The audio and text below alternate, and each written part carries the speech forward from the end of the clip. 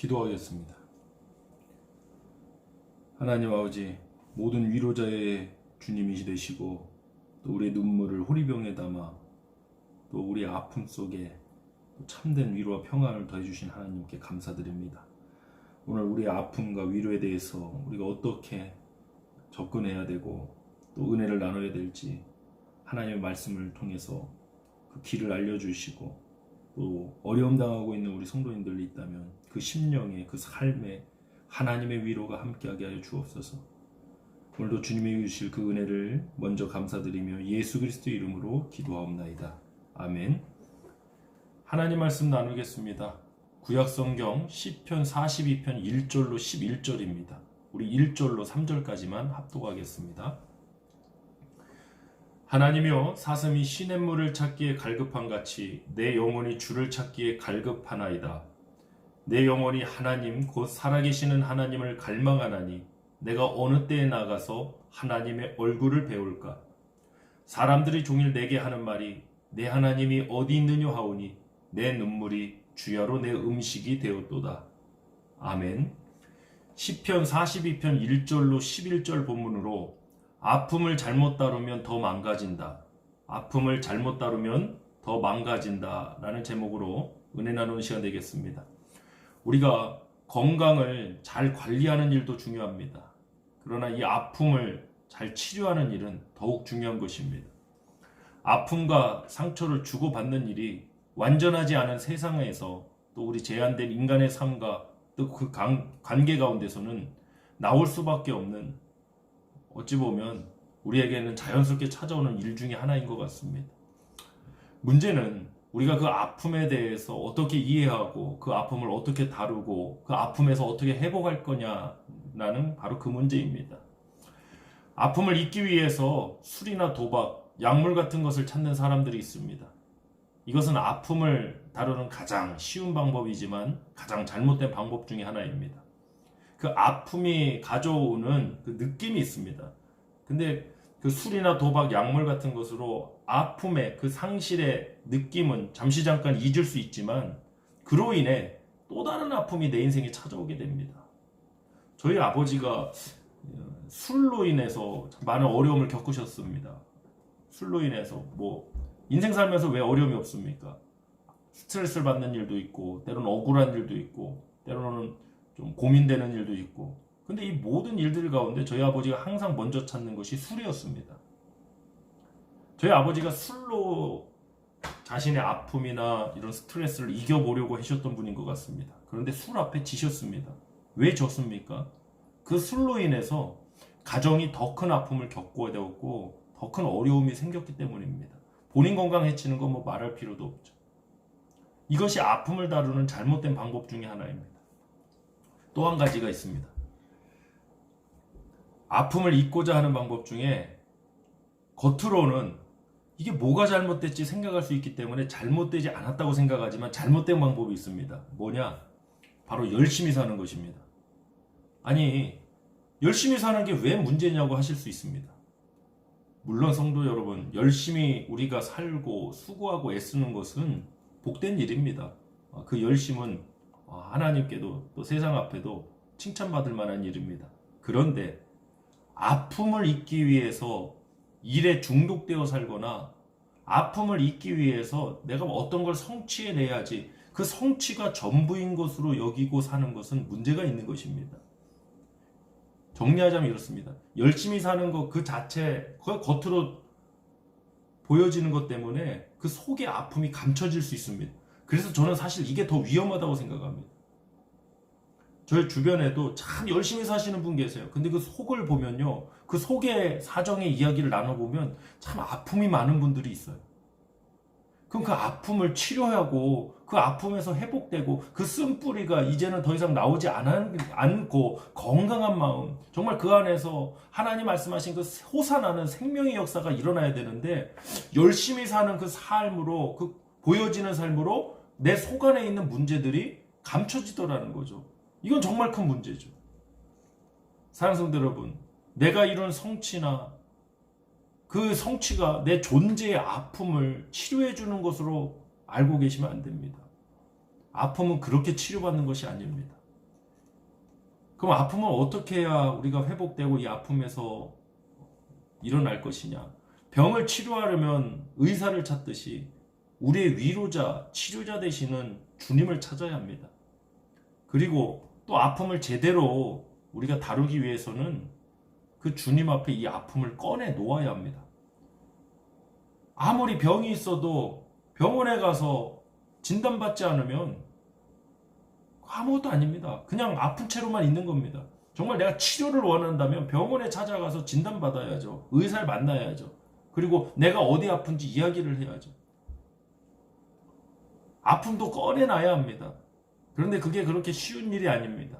사람들의 시선이 두렵습니다. 맞습니다. 세상 사람들은 나의 아픔을 잘 이해해 주지도 또 해결해 주지도 않습니다. 그러나 하나님 앞에서는 다릅니다. 시편 51편 17절 합독하겠습니다. 하나님께서 구하시는 제사는 상한 심령이라. 하나님이여 상하고 통회하는 마음을 주께서 멸시하지 아니하시리이다. 아멘. 전쟁 중에 얻은 상처는 흉터가 아니라 자랑스러운 훈장이라 했습니다. 우리 성도님들이 세상 속에서 살아가면서 받은 상처가 바로 그러한 것이라고 생각합니다. 감추어야 할 흉터가 아니라 그런 상황에도 내가 승리하고 있음을 보여주는 영광스러운 훈장인 것입니다. 하나님께서는 시편 51편 17절 말씀을 보니까 상한 심령, 상하고 통회하는 마음을 멸시하지 않는다고 하셨습니다. 저는 그래서 하나님이 너무 좋습니다. 무조건 퍼펙트하고 완벽하고 무조건 세상에서 많은 업적과 성취를 쌓은 그런 사람들을 하나님 원하시는 게 아니라 오히려 하나님께서는 상한 심령, 통회하는 마음을 멸시하지 않고 주님께서 구하시는 제사가 상한 심령이라고 그랬습니다.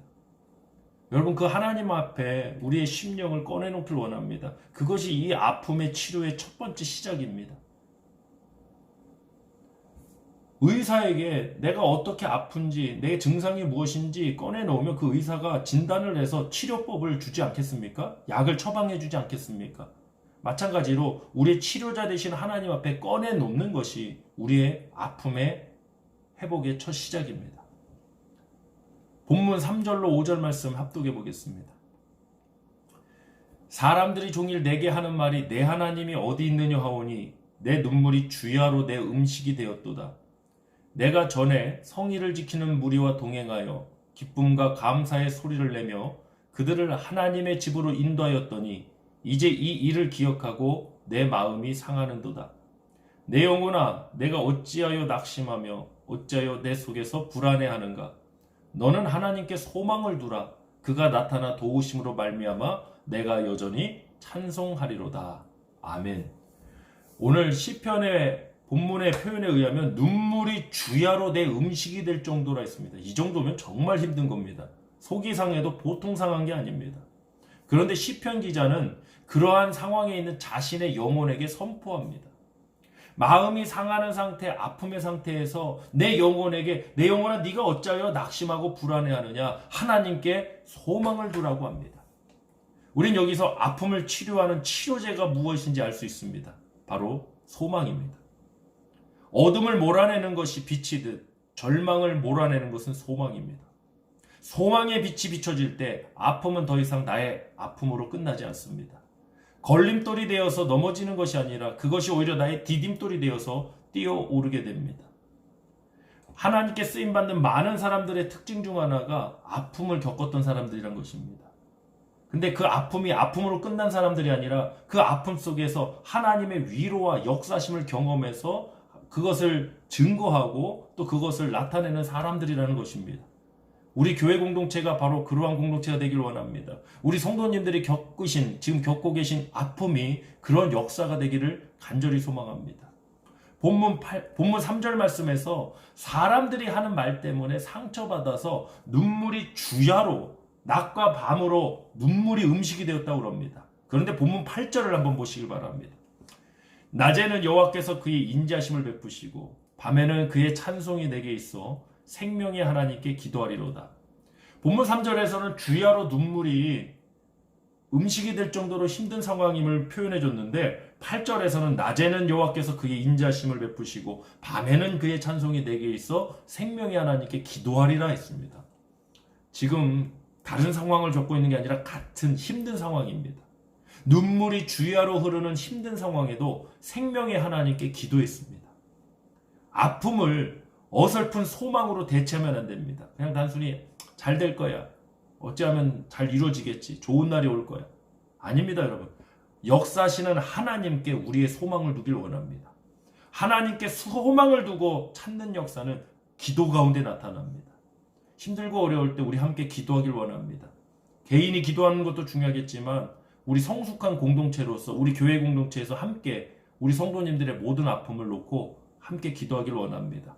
미성숙한 공동체는 성도의 아픔을 관심도 없지만 성도의 아픔을 들으면요, 그걸로 가지고 간절히 내 아픔처럼 느끼고 기도하는 게 아니라 오히려 그것을 가십거리로 여겨서 이 사람 저 사람 이야기하기 바쁩니다. 그게 미성숙한 공동체입니다.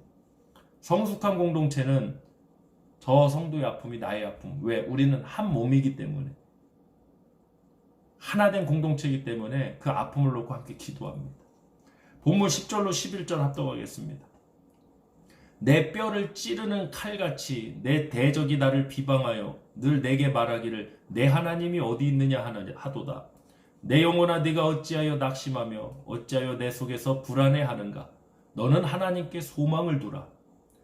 나는 그가 나타나 도우심으로 말미암아 내 하나님을 여전히 찬송하리로다. 아멘. 세상은 우리 크리스찬들에게 네가 믿는 하나님이 어디 있느냐고 질문합니다. 항상 그렇습니다. 특히 우리 성도님들이 어렵고 힘든 아픔의 시간을 지날 때 이 질문 반드시 찾아오게 됩니다.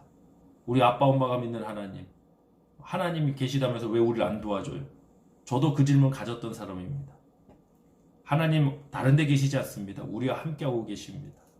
그리고 그 절박한 상황에도 하나님께 소망을 두고 나갈 때 그가 나타나 도우심으로 우리는 승리하며 절망의 상황에 빠질 것이 아니라 소망이 성취되는 응답의 역사로 나갈 줄 믿습니다. 이 시간 합심해서 기도하기 원합니다. 아픔을 잘못 다루면 더 망가진다 했습니다. 아픔을 우리 성도님들은 어떻게 다루고 계십니까?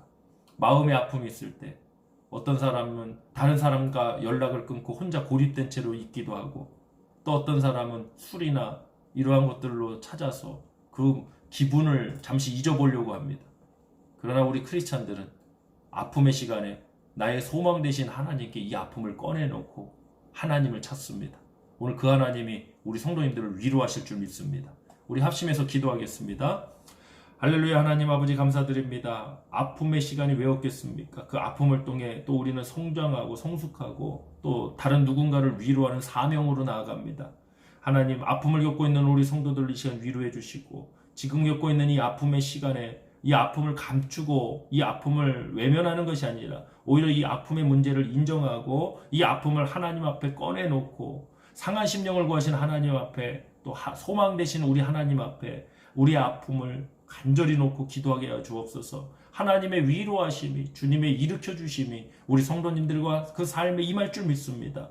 오늘도 주님의 참된 위로가 우리 성도님들과 함께 하실 줄 믿사오며 우리 주 예수 그리스도의 이름으로 축복하며 기도하옵나이다. 아멘.